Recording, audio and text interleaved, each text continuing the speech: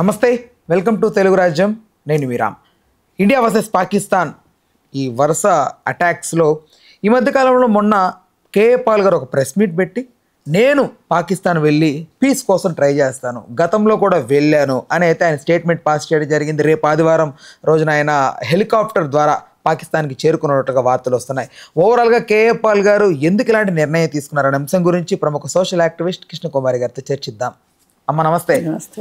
ఏంటమ్మా అసలు KA Paul గారు సడన్గా ఎంట్రీ ఇచ్చారు, ఏదో మోడీతో మంత్రాలు జరుపుతున్నారంట, హెలికాప్టర్ ద్వారా పాక్ చేరుకుంటారంట, పీస్ కోసం ఆయన ట్రై చేస్తారంట. అఫ్ కోర్స్ హీఈస్ లెజెండ్ అని నమ్ముతాను ఒకప్పటితో పోలిస్తే. బట్ ఇప్పుడు ఏంటో ఆయనకున్న సిచ్యువేషన్కి జరుగుతుందా అంటే అసలు మీరు చూడడం మొదలెట్టినప్పటి నుంచి అతను ఒక పెద్ద జోకర్ లాగా అనిపిస్తున్నాడు. ఆయన చాలా గొప్ప వ్యక్తి ఒకప్పుడు. ఇప్పుడు మధ్యలో కొంచెం ఆయన కాస్త అటు ఇటు అయ్యారు, కానీ ఇప్పుడు మళ్ళీ కొంచెం ఫామ్లోకి వచ్చారనిపిస్తుంది. అవునా? ఈ మధ్య ఎప్పుడంటే పాస్టర్ ప్రవీణ్ కుమార్ గురించి, పగడాల ప్రవీణ్ కుమార్ గురించి మాట్లాడే సందర్భంలో ఒక కన్స్ట్రక్టివ్ వాదన చేశాడు ఆయన.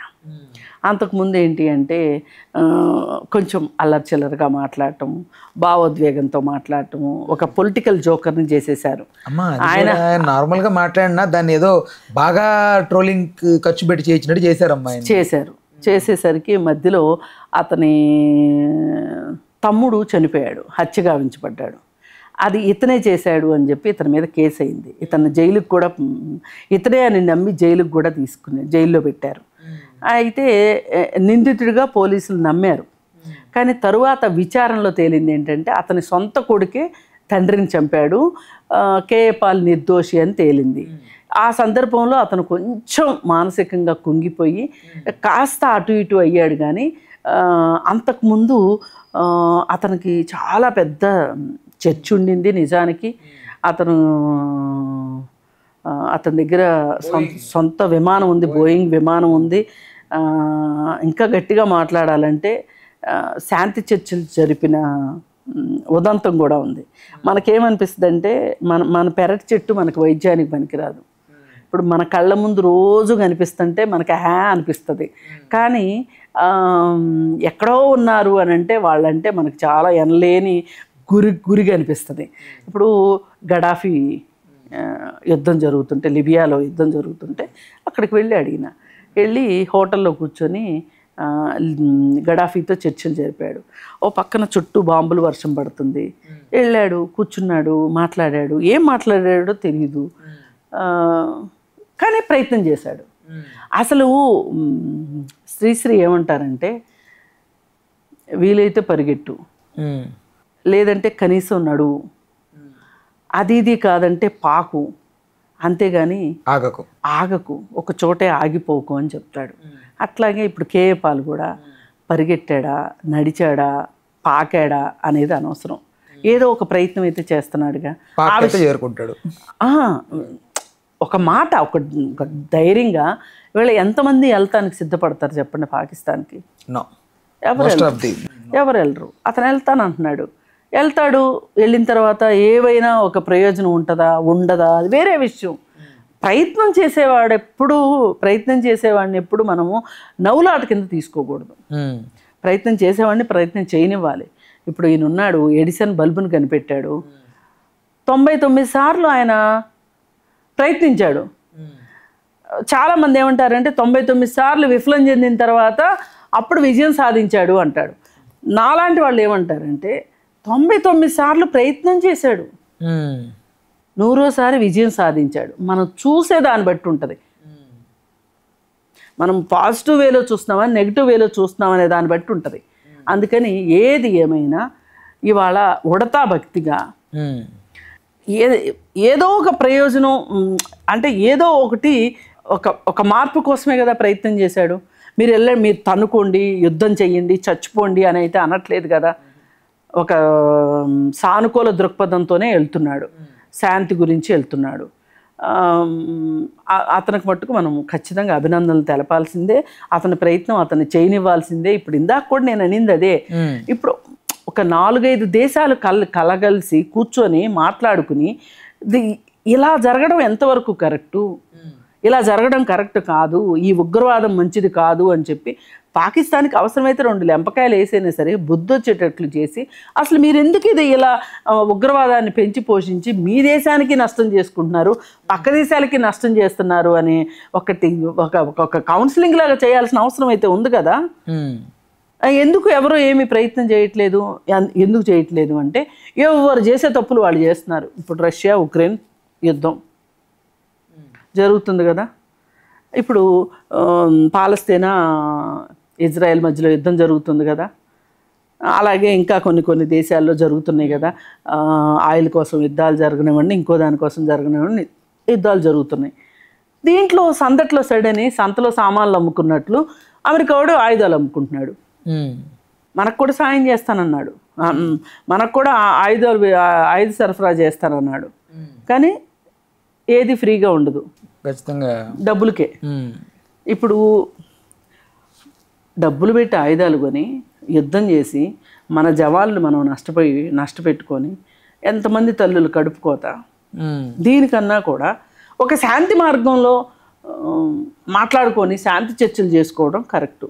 శాంతి అనేది చేతగాని వాళ్ళ ఇది కాదు. అంటే అమ్మా మొన్న అంటే ఆ పెహల్గామ్ ఇన్సిడెంట్కి దానికి వాళ్ళకి పనిష్మెంట్ అవసరం కదమ్మా. అసలు నేనేమంటున్నానంటే కరెక్టే, పెహల్గామ్కి జరిగిన దానికి వాళ్ళకి గుణపాఠం కావాల్సిందే, నేను కాదనట్లా.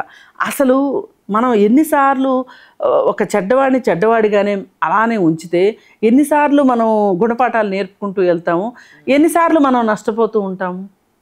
అలా కాకుండా దీనికి ఒక శాశ్వత పరిష్కారం గురించి నేను మాట్లాడుతుంది. వాళ్ళకి ఖచ్చితంగా 26 ప్రాణాలు 27 ప్రాణాలు అంటే అదేం చిన్న విషయం కాదు. 26 కుటుంబాలు ఇక్కడ నష్టపోయేది, భార్యలు పిల్లలు అందరూ పెళ్ళైన వాళ్ళే నాకు అర్థమైనంతలో. కొంతమందికి పిల్లలు లేకపోవచ్చు, అది వేరే విషయం. కన్న తల్లిదండ్రులు ఎంత బాధపడతారు, ఆ అమ్మాయి తల్లిదండ్రులు ఎంత బాధపడతారు, ఆ పిల్లలు తండ్రి లేని పిల్లలు ఆ పిల్లలు మాట్లాడుతూ ఉంటే మీడియాలో చాలా చాలా చాలా బాధ వేస్తుంది. మరి అసలు దీనికి మూలం ఎక్కడ? నేను మూలాల్లోకి వెళ్ళి మాట్లాడుతున్నా, పైన గురించి కాదు నేను మాట్లాడేది. ఈ మూలాల్లోకి వెళ్ళాలి అంటే ఇట్లా కేయపాల్లాగా ఒక ప్రయత్నం అయితే చేయాలి. ఇది ఒక రకంగా మంచి ప్రయత్నం. అతన్ని ఇంతకు ముందంతా అతను మీడియాలో అబాస్పాలైన విషయాలు చూసి అతనుని తీసిపారేయటం కాకుండా అతను ఒక ప్రయత్నం చేయటం అయితే మంచిది. ఇప్పుడు 14 రోజులు అవుతుందమ్మా ఈ సంఘటన జరిగి. ఆయన పెహల్గామ్ అటాక్ గురించి పెద్దగా మాట్లాడినట్టు ఏం కనపడలా. ఓన్లీ పాస్టర్ ప్రవీణ్ పగడాల ఆయనకి సంబంధించి గట్టిగా మాట్లాడాడు తప్ప ఇంత పెద్ద ఇన్సిడెంట్ గురించి ఆయన నోరు విప్పి పెద్దగా మాట్లాడాడు. అయితే ఇప్పుడు ఈ శాంతి 14 రోజుల నుంచి ఎందుకు కాముకున్నాడు? కరెక్ట్గా యుద్ధం టయానికే ఆయన బయటికి రావడం ఏంటి? ఆయన ఎగ్జిస్టెన్స్, ఆయన ఇంపార్టెన్స్ ఎలాంటిదో జనానికి చూపించడం కోసం ఇన్ని రోజులు ఆగాడా, లేకపోతే ఏంటి ఇన్ని రోజులు ఆగి కరెక్ట్ యుద్ధం టైంలోనే రెస్పాండ్ అవ్వడానికి? అంటే ఇప్పుడు మనం ఒక పని చేస్తే ఎందుకు చేశారని ఆలోచించడం, చేయకపోతే ఎందుకు చేయలేదు అని మనము కోడిగుడ్డు మీద ఏకలు బీకే కన్నా కూడా ఇప్పటికైనా అతనికి ఆలోచన వచ్చింది కదా. ఇప్పటికే ఆలోచన రాని వాళ్ళు చాలామంది ఉన్నారు కదా. నేను అదే అనేది. ఇప్పుడు ఆ దేశంతో దౌత్య సంబంధాలు ఎవరెవరికైతే ఉన్నాయో వాళ్ళందరూ కలిసి పిలిచి కూర్చోబెట్టి అసలు మీ దేశంలో ఉగ్రవాద స్థావరాలు ఎందుకు ఉన్నాయి, ఉండాల్సిన అవసరం ఏంటి, వాటిని ఎందుకు మీరు పెట్టుకున్నారు, దీనివల్ల మీకు నష్టం, పక్క దేశాలకి నష్టం, మరీ ముఖ్యంగా భారతదేశానికి ఎక్కువ నష్టం. ఎందుకంటే మనకు ఒక 3 రాష్ట్రాలతోటి వాళ్ళు సరిహద్దు పంచుకుంటున్నాం వాళ్ళు. ఆ 3 రాష్ట్రాలకి ఎంతో కొంత ముప్పే కదా, కొంచెం పీచు మంటానే ఉంటాయి కదా, ప్రాణాలు గుప్పెట్లో పెట్టుకున్నట్లే కదా. అవును, మరి అలాంటప్పుడు ఎందుకు మనం భరించాలి? ఈ నాన్ సెన్స్ ఎందుకు భరించాలి? ఎప్పుడు అటాక్ జరుగుతుందో తెలీదు, ఎప్పుడు మనుషులు. అసలు నాకు ఒకటి అర్థం కావట్లేదు ఏంటంటేనమ్మా, కాదు వాళ్ళే ఎందుకమ్మా ఉగ్రవాదుల్లాగా తయారవుతున్నారు? మన వాళ్ళు ఎందుకు అంటే మన వాళ్ళు ఓన్లీ దేశ రక్షణ కోసం ఆర్మీలో వెళ్తారు తప్ప మన వాళ్ళు అంటే గుడిరాలు వేసుకొని ఒక కమ్యూనిటీలా బిల్డ్ అయ్యి వాడు ఒకడు మన హెడ్గా ఉండి వాళ్ళ మీద నూరు పోసే వ్యక్తి ఇలాంటి మనం ఎందుకమ్మా అట్లా ఉండము? ఎందుకు అంటే ఇండియా యొక్క ఔన్నత్యం అది. అసలు మామూలుగా కూడా ఇండియాకి యుద్ధ స్వభావం లేదు, శాంతి మార్గమే ఉంది. ఎందుకంటే ఈ విషయంలో మనకి గౌతమ బుద్ధుడు మొదటిగా స్ఫూర్తి అయితే, తర్వాత అశోకుడు, తర్వాత జవహర్లాల్ నెహ్రూ, వీళ్ళంతా కూడా శాంతి కాముకులు. పంచశీల సిద్ధాంతాన్ని ఫాలో అవుతాం మనం. అందుకని చెప్పి మనం తొందరగా యుద్ధానికి కాల్దము. మన దగ్గర ఆ ఉద్దేశం లేదు. కొంచెం ఆ సరిహద్దు వివాదాలు చైనాతోనూ ఉన్నాయి. అంటే ఎవరితో వివాదాలు ఉన్నా మన తప్పు తక్కువ. వాళ్ళు ఏదైనా చేస్తే దానికి సమాధానం చెబుతాం తప్పితే మనం ముందు వెళ్ళి తగాదాకి కయ్యానికి కాలు దువ్వే మనుషులం కాదు ఇండియన్స్కి. ఆ మనస్తత్వం మొదటి నుంచి లేదు. ఏ మాటకు ఆ మాట చెప్పుకోవచ్చు. అశోకుడు కళింగ యుద్ధంలో జ్ఞానోదయం అయినప్పుడు అప్పటి వరకు యుద్ధాలు చేసిన వాళ్ళు ఆ తర్వాత జరిగిన యుద్ధాలకి చాలా తేడా ఉంది. ఏదేమైనా గౌతమ్ బుద్ధుడి ప్రభావం మన దేశంలో ఉంది. ఇటు తిరిగి ఆ తరువాత గౌతమ్ బుద్ధుడి తరువాత ఇంకా కొన్ని మతాలు వచ్చేసేసి జైన మతాన్ని వాళ్ళని ఓచకోతలు కోసిన చరిత్ర మన దేశంలో ఉంది. కానీ అది ఒక మతం మీద ఇంకొక మతం ఆధిపత్యం కోసం చేసిన పోరాటాలుగానే చూడాలి తప్పితే అంతర్గతంగా ఎన్ని రాజ్యాలు ఉన్నప్పటికీ వాళ్ళందరి మధ్యలో కూడా ఫ్రెండ్షిప్ లేకపోయినప్పటికీ ఇలాంటిది లేదు. ఒక సంయమన ధోరణి అయితే మన దగ్గర ఉంది.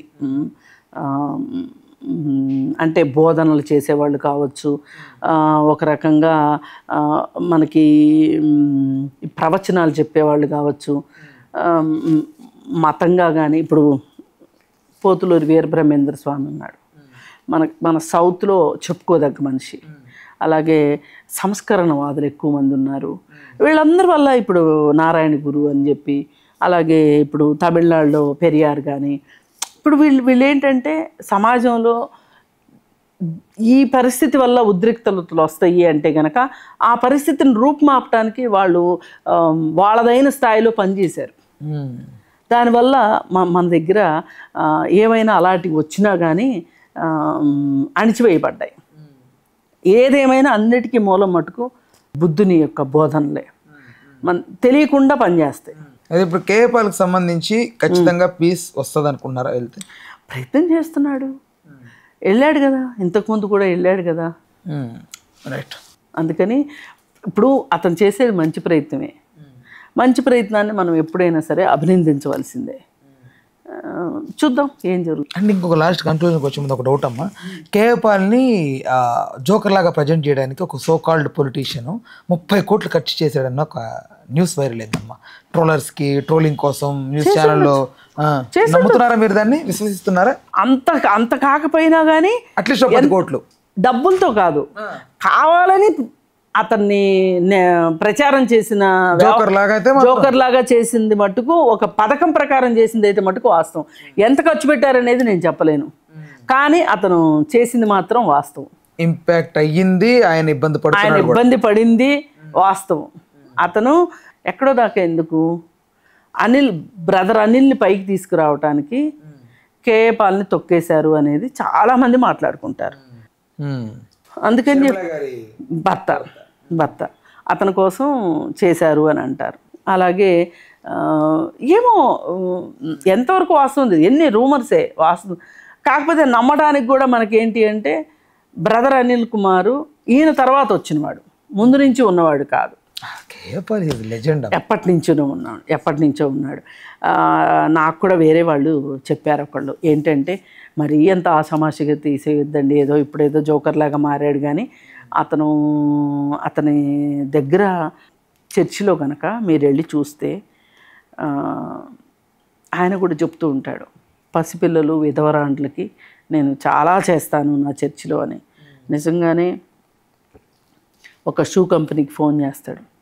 ఫోన్ చేసి నా దగ్గర ఇంతమంది స్టూడెంట్స్ ఉన్నారు, అడిడాసు ఇట్లాంటి షూ కంపెనీ, ఇన్ని షూస్ పంపించండి, ఇన్ని సాక్స్ పంపించండి, ఇన్ని యూనిఫామ్లు పంపించండి, ఇన్ని పుస్తకాలు పంపించండి అంటే పంపిస్తారు.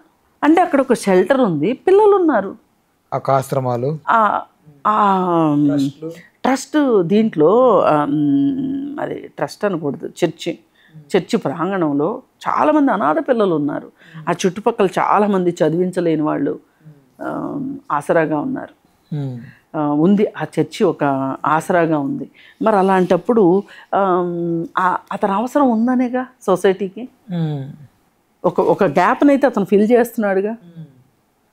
దానికి అతని స్వలాభం ఎంత, అతను ఎన్ని కోట్లు సంపాదించుకున్నాడు, ఈ చెత్తా చెదారం అయితే నేను మాట్లాడను. అతను ఒక కన్స్ట్రక్టివ్ వర్క్ చేశాడా లేదా అన్నది మనకు అక్కడ కనిపిస్తున్న విషయం. చేస్తున్నాడు, కంటిన్యూస్గా చేస్తున్నాడు, కంటిన్యూస్గా చేస్తూనే ఉన్నాడు, ఆపలేదు ఎక్కడ అతను. బట్ ఎంత డబ్బు కోల్పోయాడు అని కూడా వార్త వస్తుంది. ఆ డబ్బు కూడా అతనిదా, ఎవరో ఇచ్చారు ఫండ్. డబ్బులు ఉండే వాళ్ళు డబ్బులు ఇచ్చారు. విదేశాల నుంచి కూడా ఫండ్స్ వచ్చినాయి ఆయనకి, విదేశాల నుంచి కూడా. లేదంటే ఒక బోయింగ్ విమానం కొనడం ఏమన్నా, అదేమన్నా బొమ్మ విమానం కొన్నట్లా ఏంటి? అది ఒక ఎయిర్పోర్ట్లో దాన్ని పెట్టినందుకు గాను అద్దె బోలుడు కట్టాడు. అందుకని సరే, ఏది ఏమైనా మనం బ్లాక్ అండ్ వైట్లో చూడదలుచుకుంటే మనం అలాగే చూస్తాం. లేదు కలర్ఫుల్గా చూడాలి అనుకున్నా కానీ రంగులు కూడా మనకు బ్లాక్ అండ్ వైట్ లాగా కనిపిస్తాయి. అసలు అక్కడ బ్లాక్ అండ్ వైటే ఉంటే కూడా కలర్స్ చూడాలనుకుంటే కలర్స్ చూస్తాం, మంచి చూస్తాము, చెడు చూస్తాము. ఇప్పుడు మటుకు వాట్ ఈజ్ కేఏ పాల్ అనే దానికన్నా ఏం చెయ్యాలనుకుంటున్నాడు అతను చేయాలనుకునేది ఒక ప్రయత్నం, మంచి ప్రయత్నమా కాదా, హూ ఈజ్ కేఏ పాల్ అని కూడా ఒకసారి గుర్తు చేసుకోవాలి. అంతే.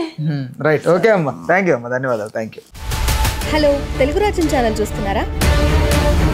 సామాజిక, రాజకీయ, జీవన చిత్రణే తెలుగు రాజ్యం.